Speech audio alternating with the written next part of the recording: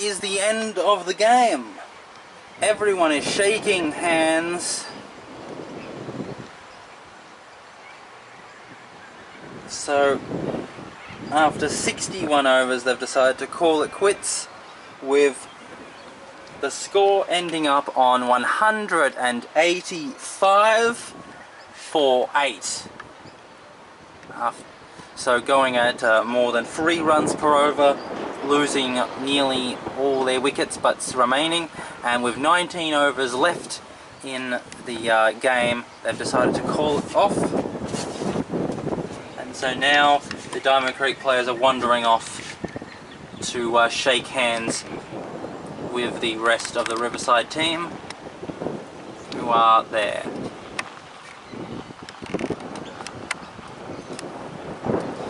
So it's been a comprehensive defeat for Diamond Creek and a comprehensive victory for Riverside, ending up scoring a score that is 80 runs higher. So with Diamond Creek's score restricted to just a measly 104,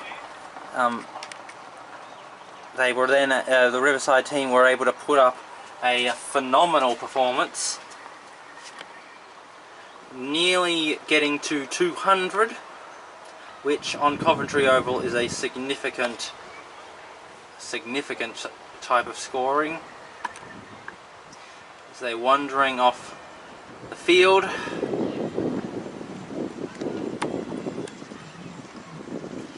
And looks like everyone is going off the ground now. There's the Riverside team giving some more handshakes and high fives as they also wander off the field.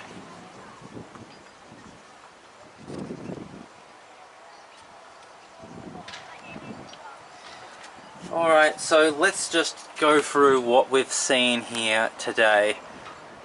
What we've seen is that in the morning show I predicted what could and might happen, and I said that the two most likely events would be that if Riverside were held down, restricted to 1.5 runs per over, this game would drag on to such an extent that by the time they won, there would not be enough time to bother doing anything else, so they would simply score the winning runs and then call it off.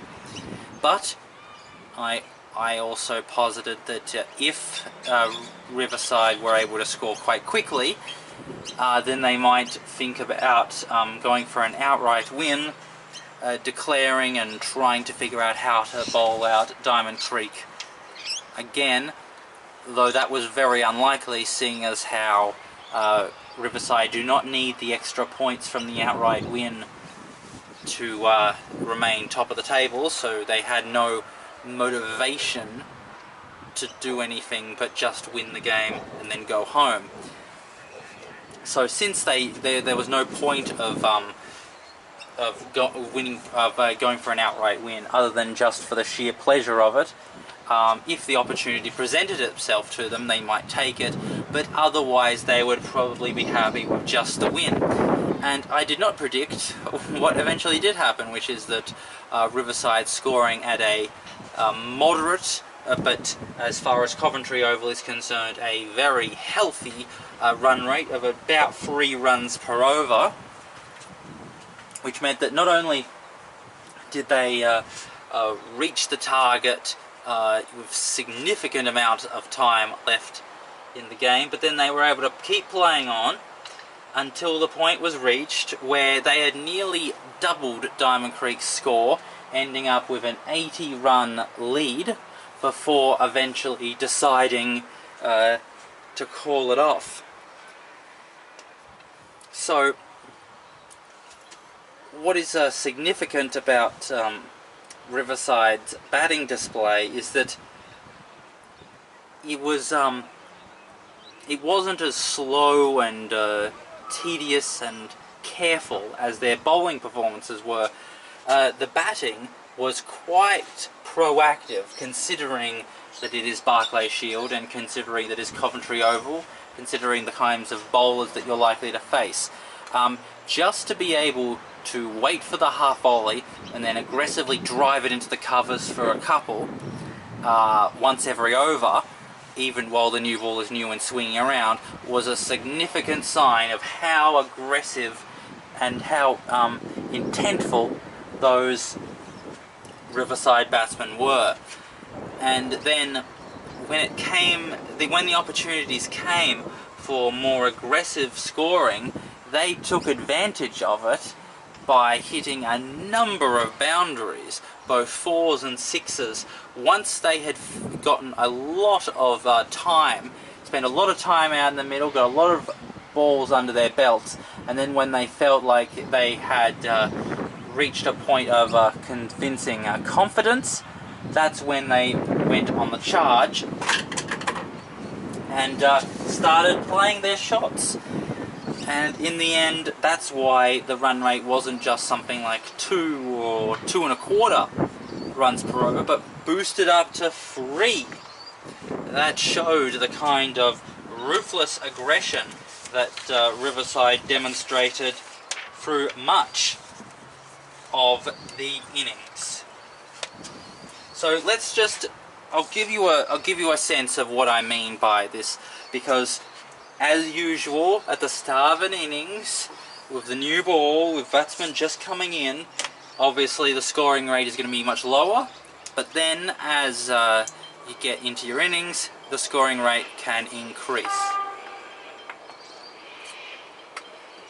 So, after 10 overs, Riverside were on 11. Then, so they're going about 1 run over. Then, after 15 overs, they were on 26. So going at about 2.5 runs per over. And then that 26, that would be 1.5 runs per over. And then after 20 overs, they had scored 34, which is also about 1.5 runs per over. So considering the fact that Diamond Creek were only able to score 1.2 throughout their innings, Riverside were able to, and that Diamond Creek, one must forget that throughout most of Diamond Creek's innings, they were scoring at or below a run a ball, a run and over, and it was only in the last 5 overs, or 10 overs, that their scoring rate increased, so that they, instead of ending up with a score of 80, they ended up with a score of 100, and the run rate went from 1 or 0.9 or 1.1 to a significant 1.2. So it was only last minute hitting by Diamond Creek that actually got them to what they ended up on. So 1.5 runs per over for Riverside after the first 20 overs. That's when the drinks break happened. Then things started to pick up in the second session after the drinks break. So by the time 25 overs had passed,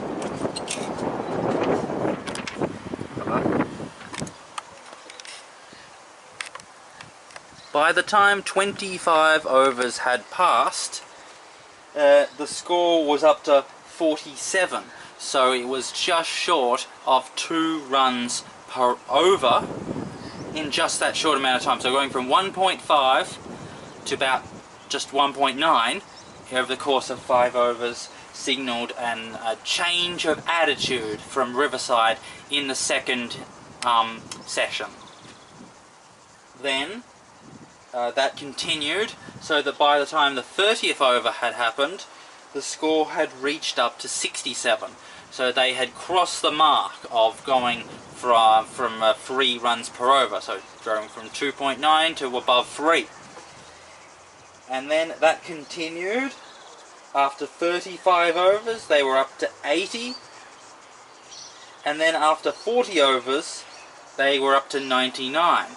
So they had gone, well actually, the run rate started to decline, but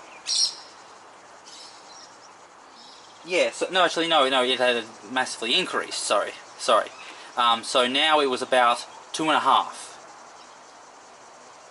So it's scoring about 100 runs after 40 overs, going at about 2.5 runs per over. Really, and the game was almost over by the time the lunch break had happened. So the lunch break happened, the score was on 95. So just needing 10 runs to win when they had their long break. Then, it was 99 after 40 overs, so going at about 2.5 runs per over. And then when they came back after lunch, it was a demolition. A real ruthless assault.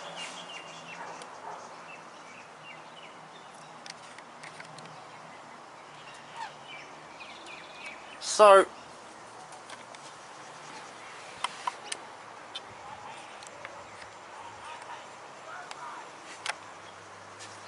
after 45 overs, so let me just recap. After 40 overs, the score was 99, so going at 2.5 runs per over. By 45 over mark, the score had gone up to 127. So they had scored about 5 runs per over the course of that 5 over period. Then go up to 50 overs and the score is 147, and so the run rate has skyrocketed to being just below 3, and the game has well and truly been lost. It was lost in the 42nd over, and now we're up to the 50th over. It's 147, and runs are being scored very freely and comfortably. Then we saw a tight little patch for Diamond Creek with the ball, where they weren't conceding as many runs, so that by the time the 55 over mark happened, the score was still just 161. But then, after 55 overs, there was another gear yet that Riverside batsmen launched into, so that over the course of the 6 overs, between the 55th and the 61st, the score went from 161 to 185, so 24 runs over 6 overs, going at 4 runs per over. And so ending up with a run rate just about 3 runs per over the course of their entire innings. That was Riverside's story of how they advanced their batting. Now, I just want to say something that's significant about this, is that we didn't see anything like that last week with Diamond Creek's batting. At no point were Diamond Creek able to advance their scoring rate at the available opportunities once some more loose bowling, once the ball got older, once more opportunities presented themselves. Diamond Creek, throughout the vast bulk of their innings, could not get the run rate above 1. And there were no ebbs and flows, there were no forward thrusts and defensives, there was none of that general fluctuation and then the eventual aggression and advancing the state of play that we saw Riverside do.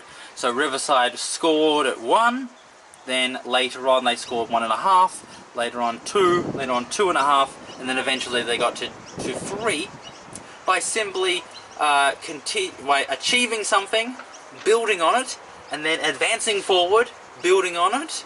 A real intelligent aggression that they came up with. And in the end, not only were the fielding team of Diamond Creek left behind the game, but they kept falling further behind, because every time Riverside advanced the scoring further, it meant that Diamond Creek's ability to actually hold off the situation became even more difficult, even less likely.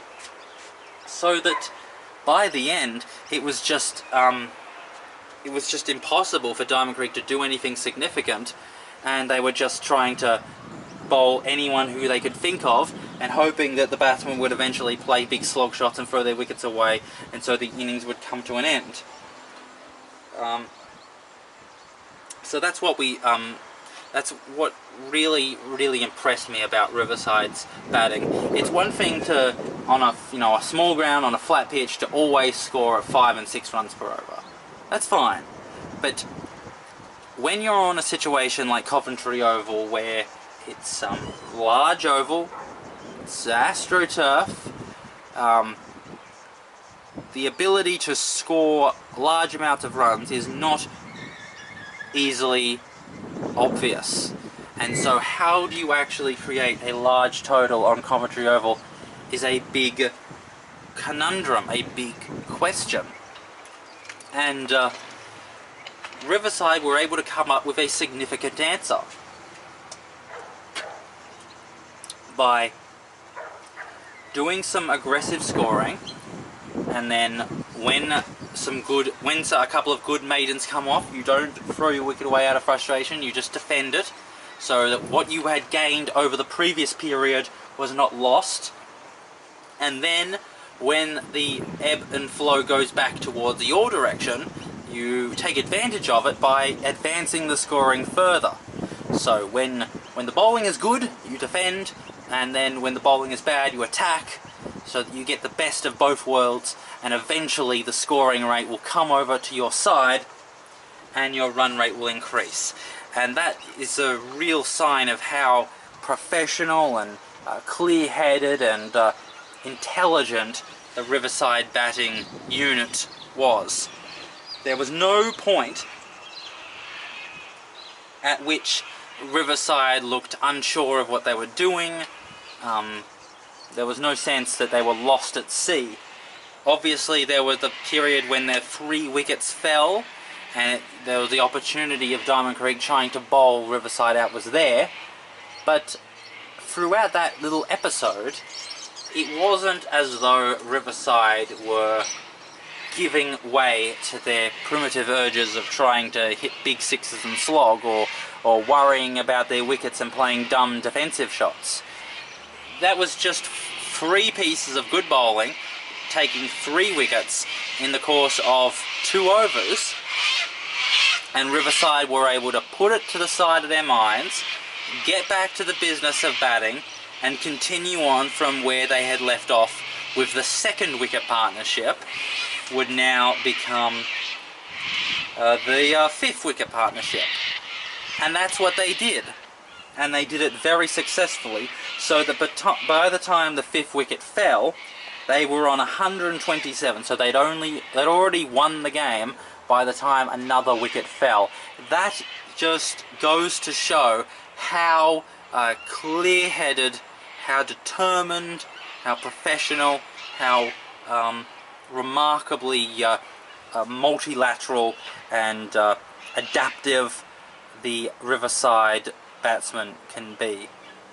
And that's a real testament to how good of a team they are, and also an appreciation of just why they are in the position they are, because now they have the minor premiership.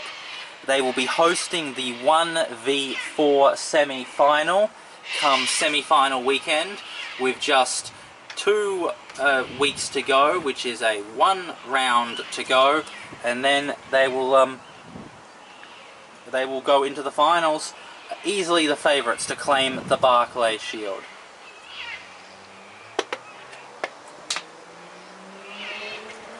Alright, so now let's wrap this up. We're going to take a quick break, and then when we come back, we are going to have the end of the post-game show.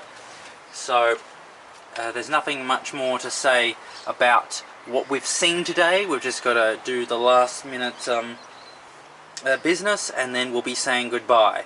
So we're going to take a quick break, and then we're going to have the wrap up of the post-game show, and then it's going to be goodbye from us from Channel 8 for this game, and then we'll see you next time. So going to have a break now, come back very soon.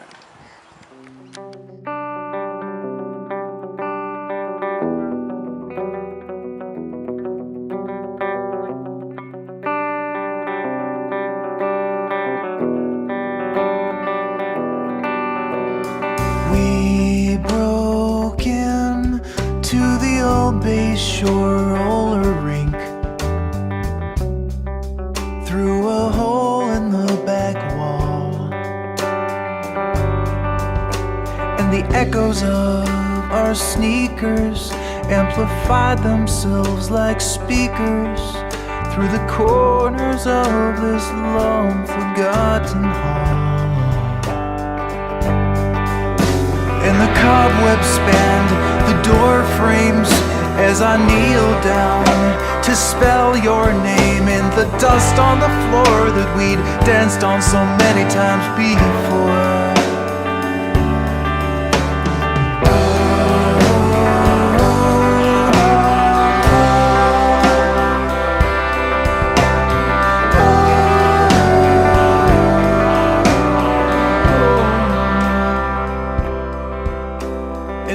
The aroma is filling our heads, and the broken windows let the birds in.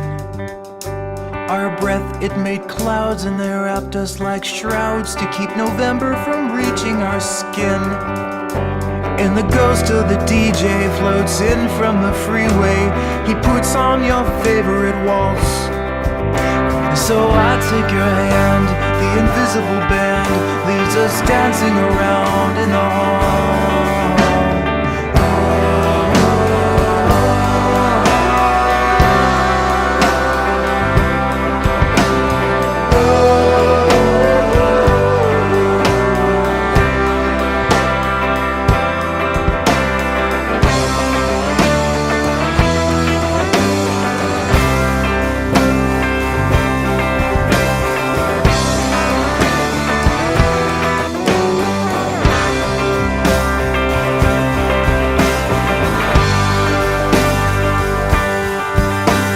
The glow from the sunset caught the big disco ball and sent dusty rays of light into your face. Then the light from the ball hit the frost on the walls and sent oranges and reds into space. Oh, I caught a glance in the midst of our dance. For a moment I stopped in my tracks, and the room was ablaze with the fiery rays, while the frozen air blew through the cracks. Our bodies are frozen in time, and our bodies are frozen in time. Our bodies are frozen in time, and our bodies are frozen in time. Oh, and our bodies are frozen in time, and our bodies are frozen in time. And our bodies are frozen in time, and our bodies are frozen in time.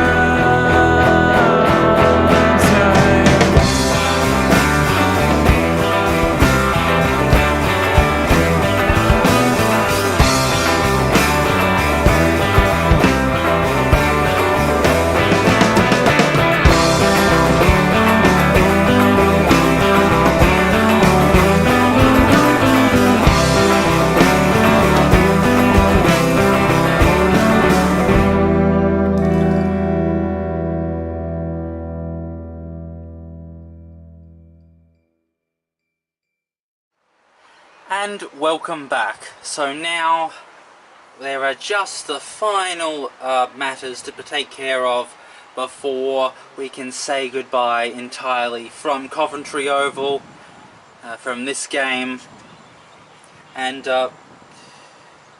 from the Barclay Shield. So let's just think for a moment about what Diamond Creek's situation is, because we already knew from looking at the results from week 1 that one of their rivals had been successful in getting first innings points.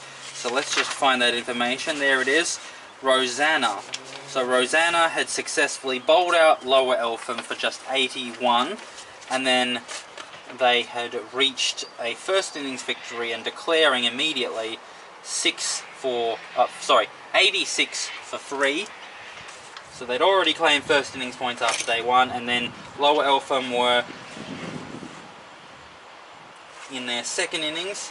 They'd only just started their second innings come the end of the day's play. So we're going to be looking at what the results are of that game, because if Rosanna are successful in getting an outright victory, that will mean that they move up the ladder. They leapfrog Diamond Creek, they reach 34 points, and Diamond Creek remains just on 30 points thanks to this loss. And so that would mean that Diamond Creek do not have their position in the top 4 anymore, and they would have to find a way to win in the final round of the tournament to get back into the top 4. So that will be figured out later on tonight. And then in the next round, in the final round of the season, of the home and away season, we will see whether or not Diamond Creek can come back from this defeat, find a way to pull up a good victory, and then try and maneuver their way back into the top 4 so that they can compete against Riverside again in the semi-final, the 1v4 semi-final. So we'll have to wait and see whether or not Diamond Creek are successful in doing something like that. But that is something to look ahead to. We've already talked about Riverside. They are clearly well ahead, the best team in this tournament. They have not dropped a game, and in fact they won a game where everyone else drew a game, which meant the only time that Riverside have failed to win was the game which involved not a single ball being bowled because of the heat in early January. That tells you something about how good of a team Riverside are, that they can only fail to win if not a single ball is bowled. As soon as a ball gets bowled, as soon as an actual match is played, then they are going to win it. And the fact that that heat game even counts as a draw is unfair, because they really deserve a clean record now. It'll be 9-0, their record, with just one game to go, so they could get a 10-zip record if they happen to win their last game, which they could, but it would be it would be very difficult. So that is the end for now, where Channel 8 is actually broadcasting the Barclay Shield, because we are not going to be broadcasting the Barclay Shield next week. Next week we are going back to Campbell Street Oval, the third ground in Diamond Creek, and we are going to be watching the Diamond Creek 7ths in their game. I believe it's against Montmorency, and this is an important game for particularly for Diamond Creek, because if they would have to win the game and win it by a significant margin in order to find a way to get into the finals. So right now they are below the finals, they are out of the finals, they're in 6th place, but because the tournament is so short and because there's only so many competing teams, it means that there is still that opportunity to win, and by a big margin, get an outright win, and then you're in a position to actually get into the finals by stealing that 4th place. So that's what we're going to be seeing next week. So it's going to be a Campbell Street Oval, and it should be a thrilling and exciting game. And beyond that, there's just no way of knowing yet what Channel 8 will be doing come semi-final weekend, because we have to wait for all of the ladders to be solidified, for all the games to be sorted out, to see what games we can broadcast and what games we can't, and what is the best thing for us to do. So that can only happen after the next round, after the Diamond Creek Montmorency game at Campbell Street Oval is completed, and then we will have enough information, because the home and away season will be completely over, so we will be in a position then to make a decision regarding what we're going to be broadcasting. So that is all the housekeeping business that has to be taken care of. We've pretty much said everything that needs to be said about this game. I was talking to Damien Haydos Hayden over the course of the week, where he was quite surprised about the score, the fact that Diamond Creek had only scored 104 over the course of their 80 overs, and he asked me, did Riverside just bowl ridiculously well?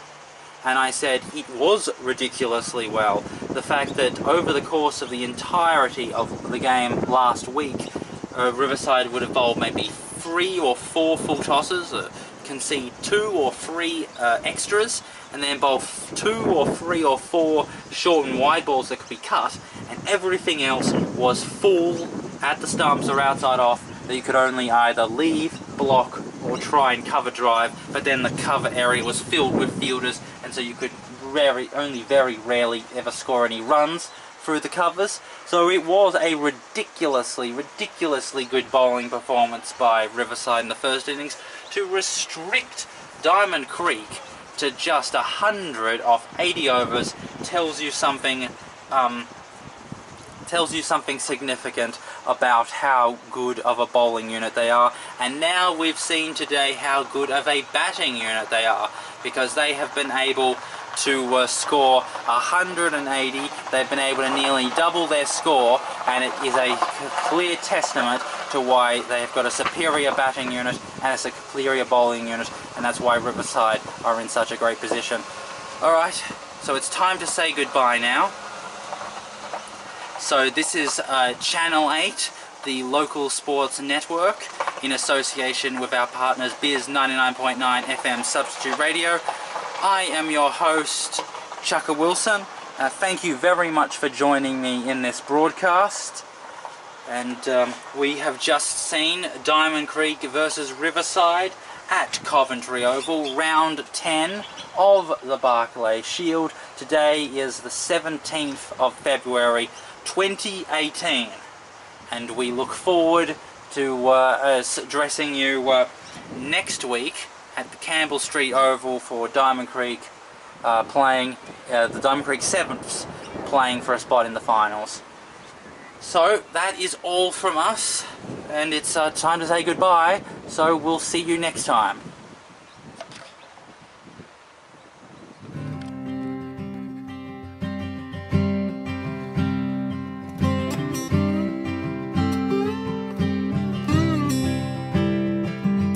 She holds the fool's gold, and her face is to the wind.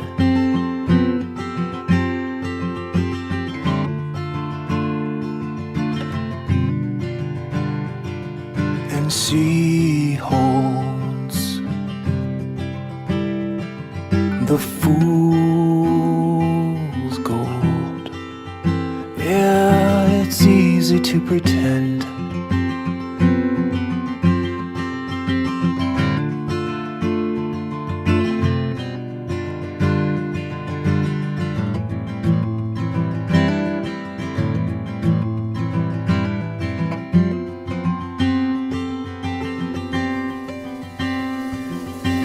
He's cold and he's sold. Life gets in the way. Oh,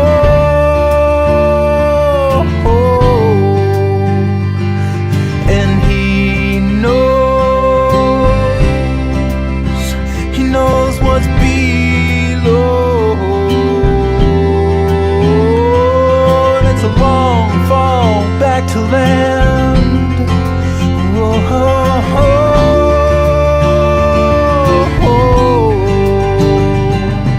And so it was written, yeah, and so it's gonna be in the end. And so it was written, yeah, a fool is better left to pretend. And it's the finest line in this grand design, but you're gonna have to walk it on your own.